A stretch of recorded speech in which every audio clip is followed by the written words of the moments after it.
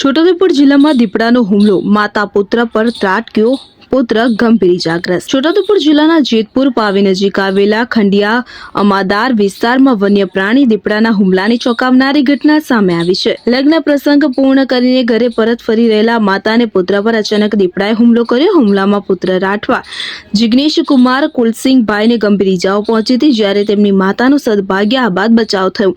ઘટનાને પગલે વિસ્તારમાં અફરાતફરી મચી। આસપાસ હાજર રહેલા રાહદારીઓ તાત્કાલિક 108 ઇમરજન્સી સેવાને જાણ કરી હતી। ઇજાગ્રસ્ત જિગ્નેશભાઈને સારવાર અર્થે જેતપુર પાવી સામૂહિક આરોગ્ય કેન્દ્ર ખાતે ખસેડવામાં આવ્યા। ત્યાં પ્રાથમિક સારવાર આપવામાં આવ્યા બાદ તેમની ગંભીર સ્થિતિને ધ્યાનમાં લઈ વધુ સારવાર અર્થે બોડેલી હોસ્પિટલ ખાતે રિફર કરવામાં આવ્યા હતા। બનાવને પગલે સ્થાનિકોમાં ભયનો માહોલ ફેલાયો છે। વિસ્તારમાં વારંવાર વન્ય પ્રાણીઓની અવરજવર થતા વન વિભાગ દ્વારા તાત્કાલિક યોગ્ય પગલાં લેવામાં આવે તેવી સ્થાનિકોની માંગ ઉઠી છે। પેશન્ટને ઘૂંટિયાથી લગ્નમાં જઈને પરત આવતા હતા ને, એટલે અમે છે ને અહીંયા ઉમરવાના બસ સ્ટેન્ડ ખરું ને ત્યાં અમને દીપડો છે ને એકદમ અમારા છોકરાની ઉપર એમ જોરથી આમ આખો ઉછળીને એની ઉપર એમ ત્રાકટ્યો। એટલે છે ને મારો છોકરો બેલેન્સ ગુમાવી દીધું, એટલે અમે પડ્યા એટલે બહુ દોડાઈને ગયા। અમારી ઉપર દીપડો ઊભો જ તો, પછી દોડીને વહી ગયો।